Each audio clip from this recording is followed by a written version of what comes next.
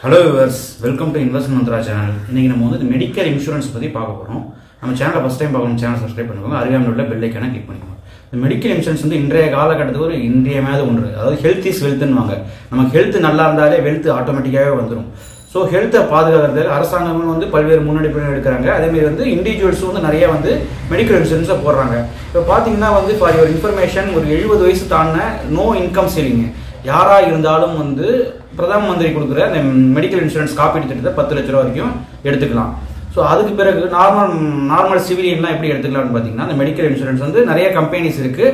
அந்த எந்த கம்பெனிஸ் வந்து நல்ல செட்டில்மெண்ட் ரேஷியோ பக்காவாக இருக்கோ அதை பார்த்து நம்ம எடுத்துக்கலாம். அந்த மெடிக்கல் இன்சூரன்ஸில் போர்ட்டபிலிட்டி இருக்குது. அதாவது எப்படி நம்ம வந்து செல்ஃபோன் ஒரு நெட்வொர்க்லேருந்து இன்னொரு நெட்வொர்க் அப்படியே மாறுறோமோ அதேமாரி வந்து மெடிக்கல் இன்சூரன்ஸ்லையுமே வந்து நம்ம ஒரு கம்பெனிலேருந்து இன்னொரு கம்பெனிக்கு அப்படியே சுவிட்ச் ஓவர் ஆகலாம். அப்படி சுவிட்ச் ஓவர் ஆகலாம் நமக்கு என்ன பெனிஃபிட்ஸ் அப்படின்னு பார்த்தீங்கன்னா வந்து இந்த வெயிட்டிங் பீரியட்னு இருக்கும். அதாவது மெடிக்கல் இன்சூரன்ஸில் வெயிட்டிங் பீரியட் இருக்கும். மெடிக்கல் இன்சூரன்ஸ் போட்டோம் நிறைய கம்பெனிஸ் பார்த்தீங்கன்னா ஒரு 1 இயர் 3 இயர் வரைக்கும் ஒரு சில டிசீஸ்லாம் வந்து கிளைம் பண்ணவே முடியாது அப்படின்ற மாதிரி இருக்கும்.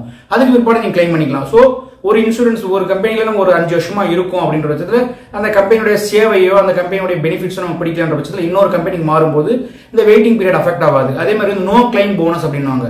இன்சூரன்ஸ்ல பெரும்பாலும் எல்லா இன்சூரன்ஸ்லயுமே நோ கிளைம் போனஸ் இருக்கும். இப்போ வந்து வெஹிக்கிள் இன்சூரன்ஸா இருக்கட்டும் இல்லை மற்ற எந்த இன்சூரன்ஸா இருக்கட்டும் நம்ம வந்து கிளைமே பண்ணல, அதாவது நம்ம விபத்து எந்த ஒரு இதுவுமே ஏற்படலை, நம்ம இன்சூரன்ஸ் பண்ண அது பொருளாக இருக்கட்டும் உயிராக இருக்கட்டும் அதுக்கு எந்த ஒரு விபத்துமே ஏற்படலை அப்படின்னா அதை கிளைமே பண்ணிருக்க மாட்டோம். ஸோ அதனால வந்து அடுத்தடுத்து நம்ம பாலிசி ரினியூவல் பண்ணும்போது நமக்கு அந்த போடக்கூடிய இன்சூரன்ஸ் பிரீமியம் வந்து கொஞ்சம் டிஸ்கவுண்ட் பண்ணுவாங்க. ஸோ அதனுடைய பெனிஃபிட்ஸ் நமக்கு ஆட்டோமேட்டிக்காவே நமக்கு கிடைக்கும்.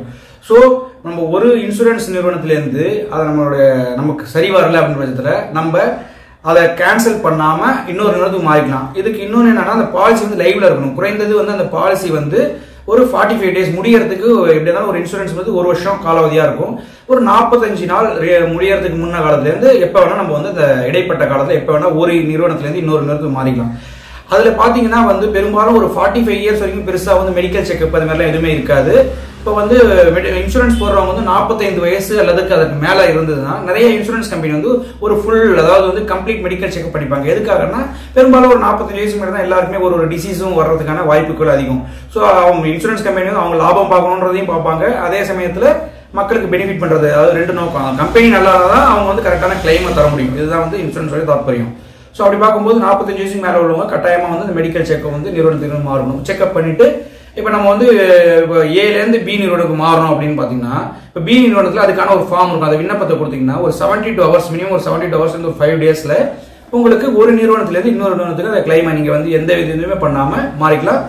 பேஸ்டான அந்த கம்பெனியை பொறுத்து அந்த பிரீமியம் வந்து கொஞ்சம் சற்று மாறுபடலாமே தவிர நம்ம கிடைக்கக்கூடிய பெனிஃபிட்ஸ்லாம் அப்படியே கட் ஆகாமல் கிடைச்சிட்டு இருக்கும். ஸோ யாருமே வந்து ஒரு மெடிக்கல் இன்சூரன்ஸ் கண்டினியூ பண்ணணும் இல்லை ஒரு நிறுவனத்துக்கு இது சரியில்லை, இங்கே பெர்ஃபார்மன்ஸ் சரியில்லை, இங்கே சர்வீஸ் சரியில்லை, வேற இடத்துக்கு போகணுன்ற பட்சத்தில் கட் பண்ணாம இங்கேருந்து அப்படியே ஆட்டோமேட்டிக்கா சுவிட்ச் வரானா இது உங்களுக்குமே நல்லது.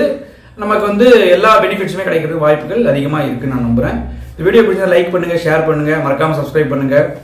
உங்களோட டைமை ஒதுக்கி நம்ம சேனலை பார்த்ததுக்கு நன்றி. Bye viewers.